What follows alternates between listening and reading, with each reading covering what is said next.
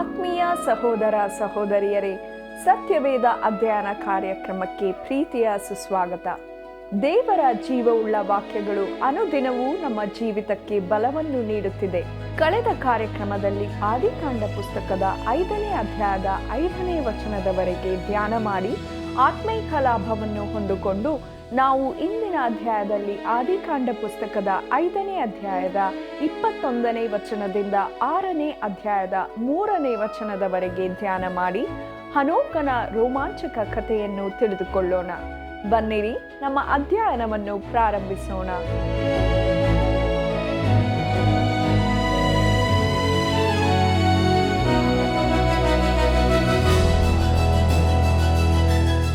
ದೇವರೇ, ನಿನ್ನ ಪ್ರೀತಿ ಎಷ್ಟೋ ಅಮೂಲ್ಯವಾದದ್ದು. ಮಾನವರು ನಿನ್ನ ರೆಕ್ಕೆಗಳ ಮರೆಯನ್ನು ಆಶ್ರಯಿಸಿಕೊಳ್ಳುತ್ತಾರೆ. ಕೀರ್ತನೆಗಳು 36:7ನೇ ವಚನ. ಆತ್ಮೀಯ ವೀಕ್ಷಕರೇ, ನಿಮ್ಮೆಲ್ಲರಿಗೂ ಹೃದಯಪೂರ್ವಕವಾದ ವಂದನೆಗಳು ಹಾಗೂ ದೈವಾನ್ವೇಷಣೆ ಸತ್ಯವೇದ ಅಧ್ಯಯನ ಕಾರ್ಯಕ್ರಮಕ್ಕೆ ಸುಸ್ವಾಗತ. ಪ್ರೀತಿಯುಳ್ಳ ಸಹೋದರ ಸಹೋದರಿಯರೇ, ಈ ಕೃಪಾ ಸಮಯದಲ್ಲಿ ದೇವರಾತ್ಮನ ಸಹಾಯದೊಂದಿಗೆ ಸತ್ಯವೇದದ ಮೊದಲನೆಯ ಪುಸ್ತಕವಾಗಿರುವ ಆದಿಕಾಂಡ ಪುಸ್ತಕದ ಅಧ್ಯಯನದಲ್ಲಿ ಮುಂದುವರಿಯುವ ಹಾಗೆ ಆದಿಕಾಂಡ 5ನೇ ಅಧ್ಯಾಯದ 6ನೇ ವಚನದಿಂದ 20ನೇ ವಚನದವರೆಗೆ ಕೆಲವು ವ್ಯಕ್ತಿಗಳ ವಿಷಯದಲ್ಲಿ ನೋಡೋಣ. ಪ್ರಿಯರೇ, ಸೇತನಿಗೆ ಏನಾಯಿತು? ಅವನು ಅಂದರೆ ಸೇತನು ಒಟ್ಟು 912 ವರ್ಷ ಬದುಕಿ ಸತ್ತನು ಎಂಬುದೇ. ಸೇತನಿಗೆ ಏನೋಷ್ ಎಂಬ ಮಗನಿದ್ದನು ಮತ್ತು ಏನೋಷನ ವಿಷಯದಲ್ಲಿ ಆದಿಕಾಂಡ 5ನೇ ಅಧ್ಯಾಯ 11ನೇ ವಚನದಲ್ಲಿ ಏನೋಷನು ಸತ್ತನು ಎಂಬುದಾಗಿ ನೋಡುತ್ತೇವೆ. ಆದರೆ ಅವನಿಗೆ ಕೇನಾನನು ಎಂಬ ಮಗನಿದ್ದನು. ಮತ್ತು ಕೇನಾನಿಗೆ ಏನು ಸಂಭವಿಸಿತು? ಆದಿಕಾಂಡ 5ನೇ ಅಧ್ಯಾಯ 14ನೇ ವಚನ ನೋಡುವಾಗ ಕೇನಾನನು ಸತ್ತನು ಎಂಬುದನ್ನು ನೋಡುತ್ತೇವೆ. ಅವನಿಗೆ ಮಹಲಲೇಲನು ಎಂಬ ಮಗನಿದ್ದನು ಎಂಬುದಾಗಿ ಆದಿಕಾಂಡ 5ನೇ ಅಧ್ಯಾಯ 12ನೇ ವಚನದಲ್ಲಿ ನೋಡುತ್ತೇವೆ. ಮತ್ತು ಮಹಲಲೇಲನಿಗೆ ಏನಾಯಿತು? ಅವನೂ ಸಹ ಸತ್ತನು ಎಂಬುದಾಗಿ ಆದಿಕಾಂಡ 5ನೇ ಅಧ್ಯಾಯ 17ನೇ ವಚನದಲ್ಲಿ ನೋಡುತ್ತೇವೆ. ಆದರೆ ಅವನಿಗೆ ಒಬ್ಬ ಮಗನಿದ್ದನು, ಅವನ ಹೆಸರು ಹೆರೇದನು ಎಂಬುದಾಗಿತ್ತು. ಮತ್ತು ಆದಿಕಾಂಡ 5ನೇ ಅಧ್ಯಾಯ 20ನೇ ವಚನಕ್ಕೆ ಬರುವಾಗ ಹೆರೇದನು ಸಹ ಸತ್ತು ಹೋದನು ಎಂಬುದಾಗಿ ನೋಡುತ್ತೇವೆ. ಪ್ರಿಯರೇ, ಮುಂದಕ್ಕೆ ನಾವು ಹಾನೋಕನ ರೋಮಾಂಚಕ ಕಥೆ ಎಂಬ ವಿಚಾರವನ್ನು ನೋಡೋಣ. ಕರ್ತನಲ್ಲಿ ಪ್ರಿಯ ದೇವಜನರೇ, ಹೆರೇದನು ಸಾಯುವುದಕ್ಕಿಂತ ಮುಂಚೆ ಅವನಿಗೆ ಹಾನೋಕನೆಂಬ ಒಬ್ಬ ಮಗನು ಹುಟ್ಟಿದನು ಎಂಬುದಾಗಿ ನಾವು ನೋಡುತ್ತೇವೆ. ಆದಿಕಾಂಡ 5ನೇ ಅಧ್ಯಾಯ 21ನೇ ವಚನವನ್ನು ನನ್ನೊಂದಿಗೆ ಗಮನಿಸಿರಿ. ಹಾನೋಕನು 65 ವರ್ಷದವನಾದಾಗ ಮೆತುಶೇಲಾಹನನ್ನು ಪಡೆದನು ಎಂಬುದೇ. ಪ್ರಿಯರೇ, ಆದಿಕಾಂಡ 5ನೇ ಅಧ್ಯಾಯ 5ನೇ ವಚನದಿಂದ 20ನೇ ವಚನದವರೆಗೂ ಬಂದಂಥ ಒಬ್ಬೊಬ್ಬ ವ್ಯಕ್ತಿಯು ಸತ್ತನು ಎಂಬುದಾಗಿ ನಾವು ನೋಡಿಕೊಂಡಿದ್ದೇವೆ. ಹಾಗಾದರೆ ಆದಿಕಾಂಡ 5ನೇ ಅಧ್ಯಾಯ 21ನೇ ವಚನಕ್ಕೆ ಬರುವಾಗ ಇಲ್ಲಿರುವಂಥ ಹಾನೋಕನೆಂಬ ವ್ಯಕ್ತಿಯು ಸತ್ತನೋ? ಇಲ್ಲ, ಅವನು ಸಾಯಲಿಲ್ಲ. ಪ್ರಿಯರೇ, ಈ 5ನೇ ಅಧ್ಯಾಯವು ಕತ್ತಲಾದ ಅಧ್ಯಾಯವಾಗಿದೆ. ಆದರೆ ಇಲ್ಲಿಯ ಒಂದು ಪ್ರಕಾಶಮಾನಕ್ಕೆ ಕಾರಣವಿರುತ್ತದೆ. ಆದಿಕಾಂಡ 5ನೇ ಅಧ್ಯಾಯ 22ನೇ ವಚನದಿಂದ 24ನೇ ವಚನದವರೆಗೆ ಗಮನಿಸಿರಿ. ಮೆತುಶೇಲಾಹನು ಹುಟ್ಟಿದ ಮೇಲೆ ಹಾನೋಕನು ಗಂಡು ಹೆಣ್ಣು ಮಕ್ಕಳನ್ನು ಪಡೆದು ದೇವರ ಅನ್ಯೋನ್ಯತೆಯಲ್ಲಿ 300 ವರ್ಷ ಬದುಕಿದನು. ಅವನು ಬದುಕಿದ ಕಾಲವೆಲ್ಲ 365 ವರ್ಷ. ಹಾನೋಕನು ದೇವರೊಂದಿಗೆ ಅನ್ಯೋನ್ಯವಾಗಿ ನಡೆದುಕೊಳ್ಳುತ್ತಾ ಇರುವಾಗ ದೇವರು ಅವನನ್ನು ಕರೆದುಕೊಂಡದರಿಂದ ಕಾಣದೆ ಹೋದನು ಎಂಬುದೇ. ಕರ್ತನಲ್ಲಿ ಪ್ರಿಯ ದೇವಜನರೇ, ಈ ವಾಕ್ಯ ಭಾಗದ ಮೂಲಕ ನಾವೊಂದು ಗಮನಾರ್ಹವಾದ ಸಂಗತಿಯನ್ನು ಕಂಡುಕೊಳ್ಳುತ್ತೇವೆ. ಅದೇನೆಂದರೆ, ಸಾವಿನ ಮಧ್ಯದಲ್ಲಿ ಒಬ್ಬ ಮನುಷ್ಯನು ಈ ಲೋಕದಿಂದ ತೆಗೆಯಲ್ಪಟ್ಟಿರುತ್ತಾನೆ. ಹಾನೋಕನು ದೇವರೊಂದಿಗೆ ನಡೆದನು ಎಂಬುದಾಗಿ ಅವನ ಕುರಿತು ಹೇಳಲ್ಪಟ್ಟಿರುತ್ತದೆ. ಇದು ನಿಜವಾಗಿಯೂ ಬಹು ಗಮನಾರ್ಹವಾದ ಸಂಗತಿಯಾಗಿರುತ್ತದೆ. ಕೇವಲ 2 ವ್ಯಕ್ತಿಗಳು ಮಾತ್ರ ದೇವರೊಂದಿಗೆ ನಡೆದರು ಎಂಬುದಾಗಿ ಹೇಳಲ್ಪಟ್ಟಿರುತ್ತದೆ. ಮುಂದಿನ ಅಧ್ಯಾಯದಲ್ಲಿ ನೋಹ ಎಂಬವನು ದೇವರೊಂದಿಗೆ ನಡೆದನು ಎಂಬುದಾಗಿ ನಾವು ನೋಡಲಿದ್ದೇವೆ. ಈ 2 ಜಲಪ್ರಳಯ ಸಂಭವಿಸುವುದಕ್ಕಿಂತ ಮುಂಚೆ ಇದ್ದವರು ಮತ್ತು ಇವರು ದೇವರೊಂದಿಗೆ ನಡೆದರು. ಹಳೆ ಒಡಂಬಡಿಕೆ ನೋಡುವುದಾದರೆ 2 ವ್ಯಕ್ತಿಗಳು ನಿಜವಾಗಿಯೂ ಸಾಯಲಿಲ್ಲ. ಅವರಲ್ಲಿ ಒಬ್ಬನು ಹಾನೋಕನು ಮತ್ತೊಬ್ಬನು ಏಲಿಯನು ಆಗಿದ್ದಾನೆ. ಜಲಪ್ರಳಯಕ್ಕೂ ಮುಂಚೆ ಇದ್ದವರಲ್ಲಿ ಸ್ವಲ್ಪ ಮಟ್ಟಿಗೆ ದಾಖಲೆಯನ್ನು ಹೊಂದಿರುವ ವ್ಯಕ್ತಿಯೆಂದು ಹೇಳಿದರೆ ಅವನು ಹಾನೋಕನಾಗಿದ್ದಾನೆ. ಅವನು ಸಾಯಲಿಲ್ಲ, ಆದರೆ ದೇವರು ಅವನನ್ನು ತೆಗೆದುಕೊಂಡು ಹೋದನು ಎಂಬುದಾಗಿ ನಾವು ಕೇಳಲ್ಪಟ್ಟಿರುತ್ತೇವೆ. ಅವನು ಅನುವಾದಿಸಲ್ಪಟ್ಟನು ಅಥವಾ ಭಾಷಾಂತರಿಸಲ್ಪಟ್ಟನು. ಅನುವಾದ ಅಥವಾ ಭಾಷಾಂತರ ಎಂದರೇನು? ಒಂದು ಭಾಷೆಯಿಂದ ಒಂದು ಪದವನ್ನು ತೆಗೆದುಕೊಂಡು ಅದರ ಅರ್ಥ ಬದಲಾಗದೇ ಇರುವ ರೀತಿಯಲ್ಲಿ ಅದನ್ನು ಮತ್ತೊಂದು ಭಾಷೆಯಲ್ಲಿ ಹಾಕುವುದೇ ಭಾಷಾಂತರವಾಗಿರುತ್ತದೆ. ಹಾನೋಕನು ಈ ಭೂಮಿಯಿಂದ ತೆಗೆಯಲ್ಪಟ್ಟನು. ಅದು ಭಾಷಾಂತರ ಅಥವಾ ಅನುವಾದವಾಗಿರುತ್ತದೆ. ಅವನು ತಾನು ಹೊಂದಿದ್ದ ಹಳೆಯ ಶರೀರವನ್ನು ಅಥವಾ ದೇಹವನ್ನು ಬಿಟ್ಟು ಬಿಡಬೇಕಾಗಿತ್ತು. ಅವನು ವಿಭಿನ್ನವಾದ ವ್ಯಕ್ತಿತ್ವವನ್ನು ಹೊಂದಬೇಕಾಯಿತು. ಹೀಗಿರುವಾಗಲೂ ಯಾವ ರೀತಿಯಲ್ಲಿ ಪದವು ಅದೇ ಆಗಿ ಉಳಿದಿರಬೇಕೋ ಹಾಗೇ ಅವನು ಅದೇ ವ್ಯಕ್ತಿಯಾಗಿರಬೇಕಾಗಿತ್ತು. ಹಾನೋಕನು ಪರಲೋಕಕ್ಕೆ ತೆಗೆದುಕೊಳ್ಳಲ್ಪಟ್ಟನು. ಪ್ರಿಯ ದೇವಜನರೇ, ಹಾನೋಕನು 65 ವರ್ಷದವನಾದಾಗ ಮೆತೂಷೆಲನನ್ನು ಪಡೆದನು ಮತ್ತು ಅದರ ನಂತರ ದೇವರೊಂದಿಗೆ ಅನ್ಯೋನ್ಯತೆಯಲ್ಲಿ ನಡೆದನು ಎಂಬುದಾಗಿ ನಾವು ಓದುತ್ತೇವೆ. ನೋಡಿರಿ, ಅವನ ಜೀವಿತದ ಮೊದಲ 65 ವರ್ಷಗಳು ಹೇಗಿದ್ದವು ಎಂಬುದನ್ನು ನಾನು ತಿಳಿದಿರುವುದಿಲ್ಲ. ಬಹುಶಃ ಅವನು ಸಹ ಉಳಿದವರ ಹಾಗೆಯೇ ಜೀವಿಸಿರಬಹುದೆಂದು ನಾನು ಭಾವಿಸುತ್ತೇನೆ. ಇದು ನೋಹನ ದಿನಗಳ ಕಕ್ಷೆಯಲ್ಲಿ ಚಲಿಸುತ್ತಿರುವ ಅಸಡ್ಡೆಯ ಕಾಲವಾಗಿದ್ದಿರಬಹುದು. ಆದರೆ ಮೆತುಷೆಲನೆಂಬ ಹುಡುಗನು ಹುಟ್ಟಿದ ಮೇಲೆ ಹಾನೋಕನ ನಡೆಯು ಮಾರ್ಪಾಟುಗೊಂಡಿತು. ಆ ಕೂಸು ಹಾನೋಕನನ್ನು ದೇವರ ಕಡೆಗೇ ತಿರುಗಿಸಿತು. ಕೆಲವೊಮ್ಮೆ ದೇವರು ಒಂದು ಕುಟುಂಬದಲ್ಲಿ ಇದೇ ಉದ್ದೇಶಕ್ಕಾಗಿ ಮಗುವನ್ನು ಹಾಕುತ್ತಾನೆ. ಒಂದು ವೇಳೆ ಆ ಮಗುವು ದೇವರ ಕಡೆಗೆ ನಡೆಸದೇ ಹೋದರೆ ಬೇರೆ ಯಾವ ಸಂಗತಿಯೂ ದೇವರ ಕಡೆಗೆ ನಡೆಸುವುದಿಲ್ಲ. ಪ್ರಿಯರೇ, ಹಾನೋಕನು ಮೆತುಷೆಲನನ್ನು ಪಡೆದ ಮೇಲೆ 300 ವರ್ಷಗಳ ಕಾಲ ದೇವರೊಂದಿಗೆ ಅನ್ಯೋನ್ಯತೆಯಲ್ಲಿ ನಡೆದನು ಮತ್ತು ಆ 300 ವರ್ಷಗಳ ಸಮಯದಲ್ಲಿ ಅವನು ಮತ್ತೆ ಗಂಡು ಹೆಣ್ಣು ಮಕ್ಕಳನ್ನು ಪಡೆದನು ಎಂಬುದಾಗಿ ತಿಳಿದುಕೊಳ್ಳುತ್ತೇವೆ. ನೋಡಿರಿ ಪ್ರಿಯರೇ, ಇಷ್ಟು ವರ್ಷಗಳ ಕಾಲ ಹಾನೋಕನು ಈ ಭೂಮಿಯ ಮೇಲೆ ಜೀವಿಸಿದನು, ಆದರೆ ಅವನು ಸಾಯಲಿಲ್ಲ. ಯಾಕೆಂದರೆ ಹಾನೋಕನು ದೇವರೊಂದಿಗೆ ಅನ್ಯೋನ್ಯವಾಗಿ ನಡೆದುಕೊಳ್ಳುತ್ತಾ ಇರುವಾಗ ದೇವರು ಅವನನ್ನು ಕರೆದುಕೊಂಡದರಿಂದ ಕಾಣದೆ ಹೋದನು ಎಂಬುದಾಗಿ ಸತ್ಯವೇದದಲ್ಲಿ ಬರೆಯಲ್ಪಟ್ಟಿರುತ್ತದೆ. ಪ್ರಿಯ ದೇವಜನರೇ, ಇದನ್ನು ವಿವರಿಸಲು ನನಗೆ ತಿಳಿದಿರುವ ಏಕೈಕ ಮಾರ್ಗವು ಭಾನುವಾರ ಪಾಠಶಾಲೆಯಿಂದ ಮನೆಗೆ ಹಿಂತಿರುಗಿದ ಒಬ್ಬ ಚಿಕ್ಕ ಹುಡುಗಿಯ ಕಥೆಯ ಮೂಲಕವಾಗಿರುತ್ತದೆ. ಆ ಚಿಕ್ಕ ಹುಡುಗಿಯು ತನ್ನ ತಾಯಿಗೆ ಅಂದು ಭಾನುವಾರ ಪಾಠಶಾಲೆಯಲ್ಲಿ ಹಾನೋಕನು ಮತ್ತು ಅವನು ದೇವರೊಂದಿಗೆ ಹೇಗೆ ನಡೆದನು ಎಂಬ ಕಥೆಯನ್ನು ಹೇಳಿಯುವುದರ ಕುರಿತು ತಿಳಿಸಿದಳು. ಅದಕ್ಕೆ ತಾಯಿಯು ಹಾನೋಕನ ವಿಷಯದಲ್ಲಿ ಏನು ಹೇಳಿದರು ಎಂಬುದಾಗಿ ಪ್ರಶ್ನಿಸಿದಳು. ಅದಕ್ಕೆ ಚಿಕ್ಕ ಹುಡುಗಿಯು ಈ ರೀತಿಯಾಗಿ ಹೇಳಿದಳು. ಹೇಗೆಂದರೆ, ದೇವರು ಪ್ರತಿದಿನ ಬಂದು ಹಾನೋಕನಿಗೆ, ಹಾನೋಕನೇ, ನೀನು ನನ್ನೊಂದಿಗೆ ನಡೆದಾಡಲು ಬಯಸುತ್ತೀಯೋ ಎಂಬುದಾಗಿ ಕೇಳುತ್ತಿದ್ದನು. ಅದಕ್ಕೆ ಹಾನೋಕನು ತನ್ನ ಮನೆಯಿಂದ ಹೊರಗೆ ಬಂದು ಮನೆಯ ಮುಂದಿದ್ದ ಗೇಟನ್ನು ದಾಟಿಕೊಂಡು ದೇವರೊಂದಿಗೆ ನಡೆದಾಡುತ್ತಾ ಹೋಗುತ್ತಿದ್ದನು. ಬರಬರುತ್ತಾ ಹಾನೋಕನು ದೇವರೊಂದಿಗೆ ನಡೆದಾಡುವುದನ್ನು ಎಷ್ಟು ಆನಂದಿಸುತ್ತಿದ್ದನೆಂದರೆ ಅವನು ಪ್ರತಿದಿನ ಆ ಗೇಟಿನ ಬಳಿಗೆ ಬಂದು ದೇವರಿಗಾಗಿ ಕಾದುಕೊಂಡು ನಿಂತಿರುತ್ತಿದ್ದನು. ನಂತರ ದೇವರು ಬಂದು ಹಾನೋಕನೇ ಬಾ ಹೋಗೋಣ ಎಂದು ಹೇಳುತ್ತಾ ಹಾನೋಕನನ್ನು ಕರೆದುಕೊಂಡು ಹೋಗುತ್ತಿದ್ದನು. ಒಂದಾನೊಂದು ದಿನ ದೇವರು ಹಾನೋಕನೊಂದಿಗೆ ಬಹು ದೀರ್ಘ ಸಮಯ ಮಾತನಾಡುತ್ತಾ ನಡೆದುಕೊಂಡು ಹೋಗುತ್ತಿದ್ದನು. ಆಗ ಬಹು ತಡವಾಗಿರುವುದನ್ನು ಗಮನಿಸಿದ ಹಾನೋಕನು ದೇವರಿಗೆ, ದೇವರೇ, ಇಂದು ಬಹಳ ತಡವಾಗಿದೆ, ನಾನು ಈಗ ಮನೆಗೆ ಹೊರಡಬೇಕು ಎಂಬುದಾಗಿ ಹೇಳಿದನು.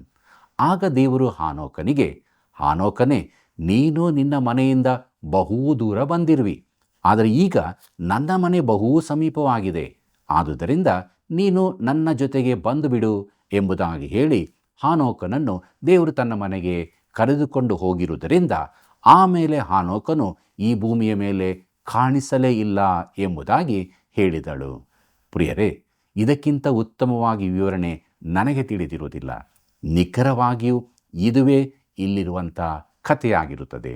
ಪ್ರೀತಿಯುಳ್ಳ ದೇವಜನರೇ, ಆದಿಕಾಂಡದಲ್ಲಿರುವ ಶ್ರೇಷ್ಠ ಸತ್ಯತೆಗಳೆಲ್ಲವೂ ಸಂಬಂಧವುಳ್ಳವುಗಳಾಗಿರುತ್ತವೆ. ಹಾನೋಕನ ತೆಗೆದುಕೊಳ್ಳಲ್ಪಡುವಿಕೆಯು ಮುಂದೆ ಸಂಭವಿಸಲಿರುವ ಚಿತ್ರಣವಾಗಿರುತ್ತದೆ. ಅದು ಸಭೆಯು ಮಧ್ಯಾಕಾಶದಲ್ಲಿ ಎತ್ತಲ್ಪಡುವುದಾಗಿರುತ್ತದೆ. ಜಲಪ್ರಳಯದ ನ್ಯಾಯತೀರ್ಪಿನ ಮುಂಚೆ ದೇವರು ಹಾನೋಕನನ್ನು ತೆಗೆದುಬಿಟ್ಟಿದ್ದಾನೆ. ಪ್ರೀತಿಯುಳ್ಳ ಸಹೋದರ ಸಹೋದರಿಯರೇ, ಹಾನೋಕನಿಂದ ನೋಹನವರೆಗೆ ಇರುವ ವಂಶಾವಳಿ ಎಂಬ ವಿಚಾರವನ್ನು ನೋಡೋಣ. ಆದಿಕಾಂಡ 5ನೇ ಅಧ್ಯಾಯ 25ನೇ ವಚನದಿಂದ 27ನೇ ವಚನದವರೆಗೆ ಗಮನಿಸಿರಿ. ಮೆತುಶೇಲಹನು 187 ವರ್ಷದವನಾದಾಗ ಲೇಮೇಕನನ್ನು ಪಡೆದನು. ಲೇಮೇಕನು ಹುಟ್ಟಿದ ಮೇಲೆ ಮೆತುಶೇಲಹನು ಗಂಡು ಹೆಣ್ಣು ಮಕ್ಕಳನ್ನು ಪಡೆದು 782 ವರ್ಷ ಬದುಕಿದನು. ಅವನು ಒಟ್ಟು 969 ವರ್ಷ ಬದುಕಿ ಸತ್ತನು ಎಂಬುದೇ. ಕರ್ತನಲ್ಲಿ ಪ್ರಿಯ ದೇವಜನರೇ, ಮೆತುಶೇಲಹನು ಆದಾಮನಿಗಿಂತ ಹೆಚ್ಚು ಕಾಲ ಜೀವಿಸಿದನು. ಸೃಷ್ಟಿ ಕಾರ್ಯದಿಂದ ಹಿಡಿದು ಜಲಪ್ರಳಯದವರೆಗೆ ಇರುವ ಅಂತರವನ್ನು ಈ ಇಬ್ಬರು ವ್ಯಕ್ತಿಗಳು, ಅಂದರೆ ಆದಾಮ ಮತ್ತು ಮೆತುಶೇಲನು, ಬಹಳ ಸುಂದರವಾಗಿ ಸೇತುವೆಗೊಳಿಸಿದ್ದಾರೆ. ನಮ್ಮ ವಂಶಾವಳಿಯ ಪ್ರಕಾರ ನೋಡುವುದಾದರೆ ಬಹುಶಃ ಮೆತುಶೇಲನು ನೋಹನಿಗೆ ಜಗತ್ತಿನ ಸೃಷ್ಟಿಯ ಕುರಿತು ಎಲ್ಲವನ್ನು ಹೇಳಿದ್ದಿರಬಹುದು. ಹೊಸ ಒಡಂಬಡಿಕೆಯ ಆರಂಭದಲ್ಲಿ ಕೊಡಲ್ಪಟ್ಟಿರುವ ನಮ್ಮ ಕರ್ತನಾದ ಯೇಸು ಕ್ರಿಸ್ತನ ವಂಶಾವಳಿಯಲ್ಲಿ ಕೆಲವರು ಬಿಡಲ್ಪಟ್ಟಿರುವರು. ಆ ವಂಶಾವಳಿಯನ್ನು 3 ಸರಿಸಮ ವಿಭಾಗಗಳನ್ನಾಗಿ ಮಾಡುವ ಪ್ರಯತ್ನದಲ್ಲಿ ಕೆಲವರನ್ನು ಉದ್ದೇಶಪೂರ್ವಕವಾಗಿ ಬಿಡಲ್ಪಟ್ಟಿರುತ್ತದೆ. ಖಚಿತವಾಗಿ ಕೆಲವರು ಬಿಡಲ್ಪಟ್ಟಾಗ್ಯೂ ಅದು ನಿಖರವಾಗಿ ಅನುಸರಿಸುವುದನ್ನು ನಾವು ಕಾಣುತ್ತೇವೆ. ವಂಶಾವಳಿಯು ನಿಖರವಾಗಿರುತ್ತದೆಂದು ನನಗೆ ಖಚಿತವಾಗಿದೆ. ಆದರೆ ಈ ಭೂಮಿಯ ಮೇಲೆ ಮನುಷ್ಯನ ಜೀವಿತವು ನಾವು ಅಂದುಕೊಂಡದಕ್ಕಿಂತ ಇನ್ನೂ ಹೆಚ್ಚಿನದಾಗಿರುತ್ತದೆ ಎಂಬ ನಿಜಾಂಶವನ್ನು ಈ ಅಂತರವು ತಿಳಿಸುತ್ತಿರುವುದು ಬಹು ಪ್ರಾಮುಖ್ಯವಾದ ಸಂಗತಿಯಾಗಿರುತ್ತದೆ. ಆದರೆ ದೇವರು ಅದಕ್ಕಿಂತಲೂ ಹೆಚ್ಚಾಗಿ ನಮಗೆ ಈ ಭೂಮಿಯ ಮೇಲಿನ ಮಾನವ ಕುಲದ ಧಾರ್ಮಿಕ ವಿಮೋಚನಾತ್ಮಕ ಇತಿಹಾಸವನ್ನು ತಿಳಿಸುವಲ್ಲಿ ಆಸಕ್ತನಾಗಿರುತ್ತಾನೆ. ಪ್ರಿಯರೇ, ಮೆತುಶೇಲಹ ಎಂಬ ಹೆಸರಿನ ಅರ್ಥವು ಕಳಿಸುವುದು ಎಂಬುದಾಗಿ ಇರುತ್ತದೆ. ಕೆಲವರು ಆ ಹೆಸರಿನ ಅರ್ಥವನ್ನು ಅವನು ಸತ್ತ ನಂತರ ಕಳಿಸಲ್ಪಡುತ್ತದೆ ಎಂಬುದಾಗಿ ನಂಬುತ್ತಾರೆ. ಹಾಗಾದರೆ ಏನು ಕಳಿಸಲ್ಪಡುತ್ತದೆ? ಅದುವೇ ಜಲಪ್ರಳಯವಾಗಿರುತ್ತದೆ. ಮೆತುಶೇಲಹನು ಜೀವದಿಂದಿರುವವರೆಗೆ ಜಲಪ್ರಳಯವು ಬರುವುದಕ್ಕಾಗಲಿಲ್ಲ. ಮೂಲ ಪಿತೃಗಳ ವಂಶಾವಳಿಯ ಕಾಲಾನುಕ್ರಮದ ಅನುಗುಣವಾಗಿ ಬಹು ಆಸಕ್ತಿಕರವಾದ ಸಂಗತಿ ಏನೆಂದರೆ, ಮೆತುಶೇಲಹನು ಸತ್ತ ವರ್ಷ ಜಲಪ್ರಳಯವು ಬಂದಿತು. ಅಂದರೆ ಅವನು ಸತ್ತ ನಂತರ ಅದು ಕಳಿಸಲ್ಪಡುವುದು ಎಂಬುದು ಮೆತುಶೇಲ ಈ ಹೆಸರಿನ ಅರ್ಥ. ಕರ್ತನಲ್ಲಿ ಪ್ರಿಯರೇ, ಯಾಕೆ ಮೆತುಶೇಲನು ಇತರರಿಗಿಂತ ಬಹು ದೀರ್ಘಕಾಲ ಜೀವಿಸಿದನು? ನೋಡಿರಿ, ದೇವರು ತಾಳ್ಮೆ ಉಳ್ಳವನು, ದಯೆಯುಳ್ಳವನು ಎಂಬುದನ್ನು ಮನುಕುಲಕ್ಕೆ ತೋರಿಸಿಕೊಡುವುದಕ್ಕಾಗಿ ಮೆತುಶೇಲನನ್ನು ಬಹು ದೀರ್ಘಕಾಲ ಜೀವಿಸುವಂತೆ ಮಾಡಿದನು. ಹಾಗೆಯೇ ದೇವರು ನಮ್ಮ ಜೀವಿತ ಕಾಲವೆಲ್ಲ ನಮಗೋಸ್ಕರ ಕಾದುಕೊಂಡಿರಲು ಶಕ್ತನಾಗಿದ್ದಾನೆ. ಪೇತ್ರನು ಬರೆದ 1ನೇ ಪತ್ರಿಕೆ 3ನೇ ಅಧ್ಯಾಯ 20ನೇ ವಚನದಲ್ಲಿ ಪೇತ್ರನು ದೇವರ ದೀರ್ಘಶಾಂತಿಯ ಕುರಿತು ಬರೆಯುತ್ತಾನೆ. ಅಲ್ಲಿ ಹೀಗೆ ನೋಡುತ್ತೇವೆ, ಅಂದರೆ ಪೂರ್ವಕಾಲದಲ್ಲಿ ನೋಹನು ನಾವೆಯನ್ನು ಕಟ್ಟಿಸುತ್ತಿರಲು ದೇವರು ದೀರ್ಘಶಾಂತಿಯಿಂದ ಕಾದಿದ್ದಾಗ ಆತನಿಗೆ ಅವಿಧೇಯರಾಗಿದ್ದವರ ಬಳಿಗೆ ಹೋಗಿ ಸುವಾರ್ತೆಯನ್ನು ಸಾರಿದನು. ಆ ನಾವೆಯೊಳಗೆ ಕೆಲವರು, ಅಂದರೆ 8 ಜನರು ಸೇರಿ ನೀರಿನ ಮೂಲಕ ರಕ್ಷಣೆ ಹೊಂದಿದರು ಎಂಬುದೇ. ಪ್ರಿಯರೇ, ನಾವು ಈ ಅಧ್ಯಾಯದ ಉಳಿದ ಭಾಗದಲ್ಲಿ ಮುಂದುವರಿಯುತ್ತಾ ಇರುವ ಹಾಗೆ ಇಲ್ಲಿ ಪ್ರತಿಯೊಬ್ಬ ಮನುಷ್ಯನು ಮತ್ತು ಅವನ ಮರಣವು ಪ್ರಸ್ತಾಪಿಸಲ್ಪಟ್ಟಿರುವುದನ್ನು ನೋಡುತ್ತೇವೆ. ಆದಿಕಾಂಡ 5ನೇ ಅಧ್ಯಾಯ 29ನೇ ವಚನದಿಂದ 32ನೇ ವಚನದವರೆಗೆ ಗಮನಿಸಿರಿ. ಲೇಮೇಕನು 182 ವರ್ಷದವನಾದಾಗ ಒಬ್ಬ ಮಗನನ್ನು ಪಡೆದು, ಯೆಹೋವನು ಶಪಿಸಿದ ಭೂಮಿಯಿಂದ ನಮಗೆ ಉಂಟಾದ ಕೈಕಷ್ಟದಲ್ಲಿಯೂ ಶ್ರಮೆಯಲ್ಲಿಯೂ ಈ ಮಗನು ನಮ್ಮನ್ನು ಉಪಶಮನಗೊಳಿಸುವನು ಎಂದು ಹೇಳಿ ಅವನಿಗೆ ನೋಹ ಎಂದು ಹೆಸರಿಟ್ಟನು. ನೋಹನು ಹುಟ್ಟಿದ ಮೇಲೆ ಲೇಮೇಕನು ಗಂಡು ಹೆಣ್ಣು ಮಕ್ಕಳನ್ನು ಪಡೆದು 595 ವರ್ಷ ಬದುಕಿದನು. ಅವನು ಒಟ್ಟು 777 ವರ್ಷ ಬದುಕಿ ಸತ್ತನು. ನೋಹನು 500 ವರ್ಷದವನಾದಾಗ ಶೇಮ್, ಹಾಮ್, ಎಫೆತ್ ಎಂಬ 3 ಮಂದಿ ಮಕ್ಕಳನ್ನು ಪಡೆದನು ಎಂಬುದೇ. ಪ್ರಿಯ ದೇವಜನರೇ, ಲೋಕದಲ್ಲಿ ಜನಪ್ರಿಯವಾದ ತತ್ವವು ಮನುಷ್ಯರಿಂದ ಕುರುಡಾಗಿ ಸ್ವೀಕರಿಸಲ್ಪಟ್ಟಂಥದ್ದು ಮತ್ತು ಎಲ್ಲ ತತ್ವಜ್ಞಾನದ ಮುಕ್ತಾಯ ಯಾವುದೆಂದರೆ ಮಾನವ ಸ್ವಭಾವವು ಮೂಲ ಸ್ವರೂಪವಾಗಿಯೂ ಮತ್ತು ಸ್ವಾಭಾವಿಕವಾಗಿಯೂ ಒಳ್ಳೆಯದೇ ಆಗಿರುತ್ತದೆ ಮತ್ತು ಅದನ್ನು ಸುಧಾರಿಸಬಹುದು ಎಂಬುದೇ. ಮಾನವನ ಸುತ್ತಲಿರುವ ವಾತಾವರಣವನ್ನು ಹಾಗೂ ಅವನ ಆನುವಂಶಿಕತೆಯನ್ನು ಸುಧಾರಿಸಲು ಪ್ರಯತ್ನಿಸುವುದಾದರೆ ಮಾನವನನ್ನು ಸುಧಾರಿಸಬಹುದು ಎಂಬುದು ಇಂದು ಲೋಕದಲ್ಲಿ ಹಮ್ಮಿಕೊಂಡಿರುವಂಥ ಕಾರ್ಯಕ್ರಮವಾಗಿರುತ್ತದೆ. ವಿವಿಧ ಪಂಗಡಗಳವರು ಒಟ್ಟು ಮೊತ್ತದಲ್ಲಿ ಹೇಳುವುದೇನೆಂದರೆ, ರಕ್ಷಣೆ ಎನ್ನುವಂಥದ್ದು ನಿನ್ನಿಂದ ನೀನು ಮಾಡಿಕೋ ಎಂಬುದಾಗಿ ದೇವರಿಂದ ಕೊಡಲ್ಪಟ್ಟ ಮೂಟೆಯಾಗಿದೆ ಎಂಬುದೇ. ಇನ್ನೂ ಕೆಲವು ಗುಂಪುಗಳವರು ಮಾನವ ಸ್ವಭಾವವು ಮೊತ್ತದಲ್ಲಿ ಒಳ್ಳೆಯದೇ ಆಗಿರುತ್ತದೆ ಮತ್ತು ಅದರಲ್ಲಿ ಪಾಪ ಎನ್ನುವಂಥ ಯಾವುದೇ ಸಂಗತಿಯೂ ಇರುವುದಿಲ್ಲ ಎಂಬುದಾಗಿ ಹೇಳುತ್ತಾರೆ. ಪ್ರಿಯ ದೇವಜನರೇ, ಮಾನವನ ಕುರಿತು ದೇವರು ಏನು ಹೇಳುತ್ತಾನೆ? ಮಾನವನು ಸಂಪೂರ್ಣವಾಗಿ ಕೆಟ್ಟು ಹೋಗಿದ್ದಾನೆ, ದುಷ್ಟತನದಲ್ಲಿ ಇದ್ದಾನೆ ಎಂಬುದಾಗಿ ದೇವರು ಹೇಳುತ್ತಾನೆ. ಅದುವೇ ನಮ್ಮೆಲ್ಲರ ಸ್ಥಿತಿಯಾಗಿರುತ್ತದೆ. ರೋಮಾಪುರದವರಿಗೆ ಬರೆದ ಪತ್ರಿಕೆ 3ನೇ ಅಧ್ಯಾಯ 10ನೇ ವಚನದಲ್ಲಿ ಹೀಗೆ ನೋಡುತ್ತೇವೆ, ನೀತಿವಂತನು ಒಬ್ಬನಾದರೂ ಇಲ್ಲ ಎಂಬುದೇ. ಅದು ದೇವರ ವಾಕ್ಯದ ಅಂದಾಜು ಆಗಿರುತ್ತದೆ. ಅದಕ್ಕಾಗಿ ನಾವು ದೇವರ ವಾಕ್ಯವನ್ನು ಸ್ವೀಕರಿಸಿಕೊಳ್ಳಲು ಮನಸ್ಸು ಮಾಡುವವರಾಗಿದ್ದರೆ ಅದು ನಮಗೆ ಜೀವನದ ನಿಜವಾದ ವಿಚಾರವನ್ನು ಇತರರು ಕೊಡುವುದಕ್ಕಿಂತಲೂ ಉತ್ತಮವಾಗಿ ಕೊಡುವಂಥದ್ದಾಗಿರುತ್ತದೆ. ಪ್ರಿಯರೇ, ಇಲ್ಲಿ ನಾವು ಮಾನವ ಕುಲವನ್ನು ನೋಡುತ್ತಾ ಇದ್ದೇವೆ ಮತ್ತು ದೈವಿಕ ವಂಶಾವಳಿಯನ್ನು ಈಗ ನಾವು ಅನುಸರಿಸುತ್ತಾ ಇದ್ದೇವೆ. ಅದು ನಮ್ಮನ್ನು ಎಲ್ಲಿಗೆ ನಡೆಸುತ್ತದೆ? ಅದು ನಮ್ಮನ್ನು ಈ ಲೋಕದ ಮೇಲಿನ 1000 ವರ್ಷಕ್ಕೆ ನಡೆಸುವಂಥದ್ದಾಗಿದೆಯೋ? ಇಲ್ಲ. ಮುಂದಿನ ಅಧ್ಯಾಯವು ನಮಗೆ ಈ ಭೂಮಿಯ ಮೇಲೆ ಬಂದ ದೇವರ ನ್ಯಾಯ ತೀರ್ಪಾಗಿರುವ ಜಲಪ್ರಳಯವನ್ನು ಕುರಿತು ತಿಳಿಸುವಂಥದ್ದಾಗಿರುತ್ತದೆ. ಪ್ರಿಯರೇ, ಆದಿಕಾಂಡ ಪುಸ್ತಕದ 5ನೇ ಅಧ್ಯಾಯವನ್ನು ಪೂರ್ತಿಯಾಗಿ ಧ್ಯಾನ ಮಾಡಿಕೊಂಡಿದ್ದೇವೆ. ಧ್ಯಾನ ಮಾಡಿಕೊಂಡ ವಾಕ್ಯ ಭಾಗದ ಮೂಲಕ ಅನೇಕ ಆತ್ಮಿಕ ಪಾಠಗಳನ್ನು, ಆತ್ಮಿಕ ಆಶೀರ್ವಾದಗಳನ್ನು ಹೊಂದಿಕೊಂಡಿದ್ದೇವೆ. ಮುಂದುವರೆದು ನಾವು ಆದಿಕಾಂಡ ಪುಸ್ತಕದ 6ನೇ ಅಧ್ಯಾಯದ ಮೊದಲಿನ 3 ವಚನಗಳನ್ನು ಧ್ಯಾನ ಮಾಡಿಕೊಳ್ಳೋಣ. ಪ್ರಿಯರೇ, ಆದಿಕಾಂಡ ಪುಸ್ತಕದ 6ನೇ ಅಧ್ಯಾಯದ ಮುಖ್ಯ ಪ್ರಸ್ತಾಪವು ಜಲಪ್ರಳಯದ ಕಾರಣ, ಜಲಪ್ರಳಯದ ನ್ಯಾಯ ತೀರ್ಪಿನಿಂದ ದೇವರ ಬಿಡುಗಡೆ, ನಾವೆಯನ್ನು ನಿರ್ಮಾಣ ಮಾಡುವಂತೆ ನೋಹನಿಗೆ ದೇವರ ಸೂಚನೆಗಳು, ಆ ನಾವೆಯಲ್ಲಿನ ಪ್ರಯಾಣಿಕರು ಎಂಬುದೇ. ಮುಂದಕ್ಕೆ ನಾವು ಜಲಪ್ರಳಯಕ್ಕೆ ಕಾರಣ ಎಂಬ ವಿಚಾರವನ್ನು ನೋಡೋಣ.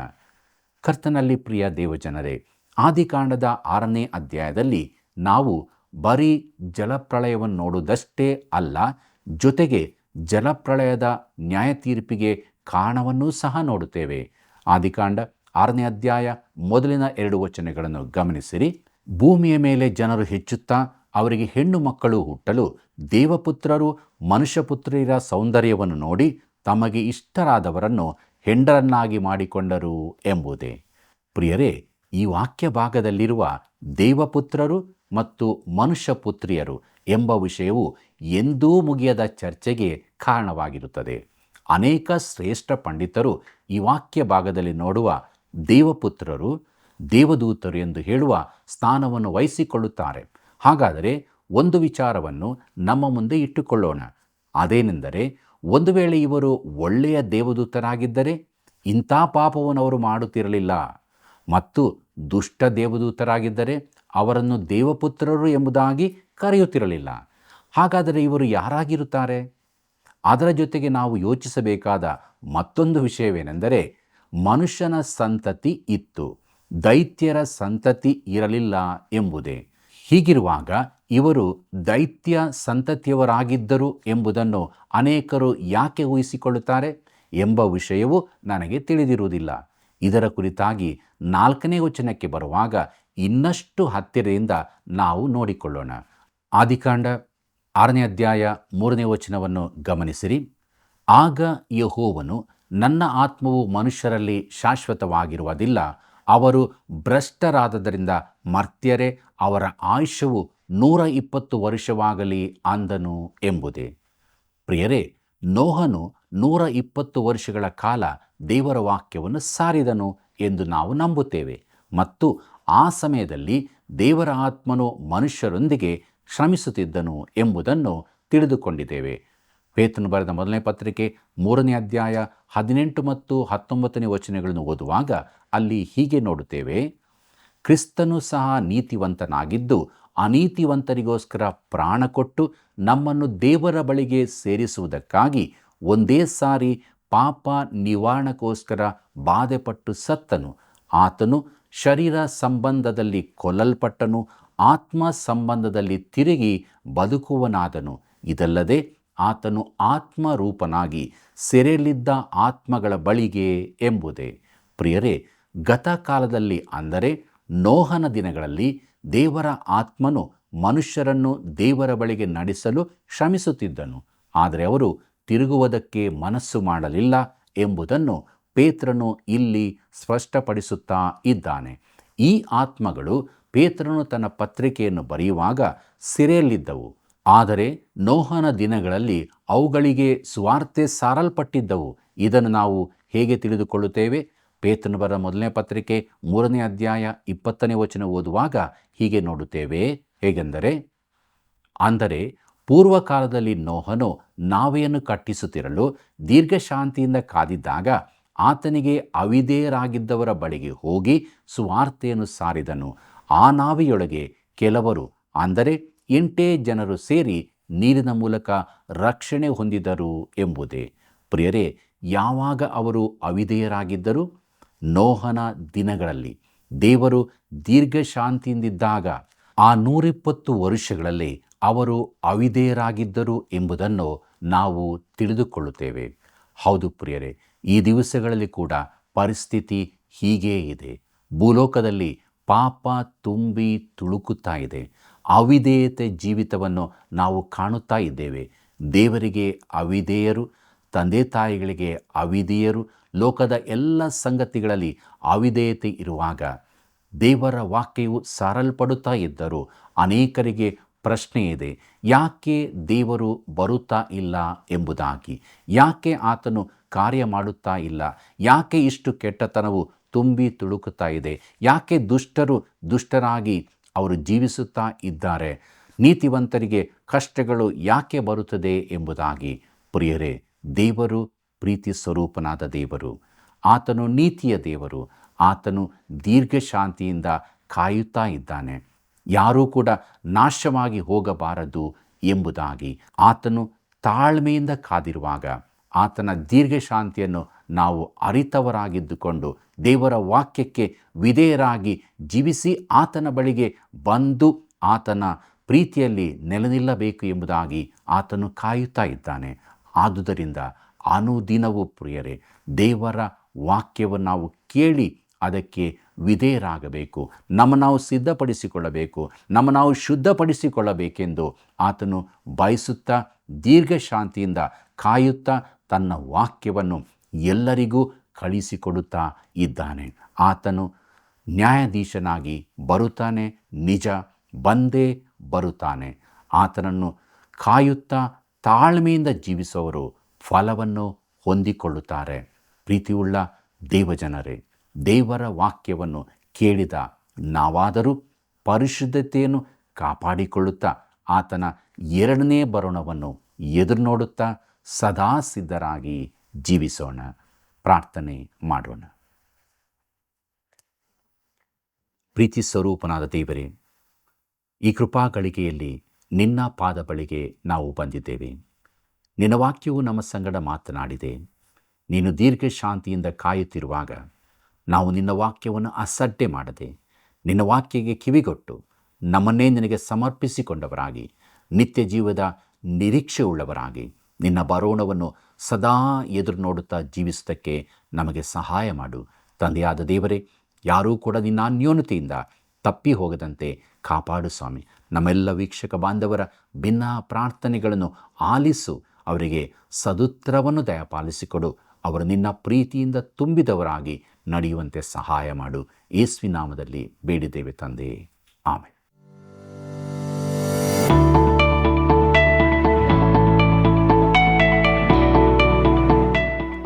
ಇಂದಿನ ಅಧ್ಯಯನಕ್ಕೆ ಒಂದು ಪ್ರಶ್ನೆ. ಹನೋಕನು ಎಷ್ಟು ವರ್ಷ ದೇವರೊಂದಿಗೆ ನಡೆದನು? ಹನೋಕನು ಎಷ್ಟು ವರ್ಷ ದೇವರೊಂದಿಗೆ ನಡೆದನು? ಉತ್ತರ 65, 300, 365. ಸರಿಯಾದ ಉತ್ತರವನ್ನು ಆಯ್ಕೆ ಮಾಡಿ ಈಗ ಹೇಳುವ ವಾಟ್ಸಪ್ ಸಂಖ್ಯೆಗೆ ಕಳುಹಿಸಿರಿ. 7618737772.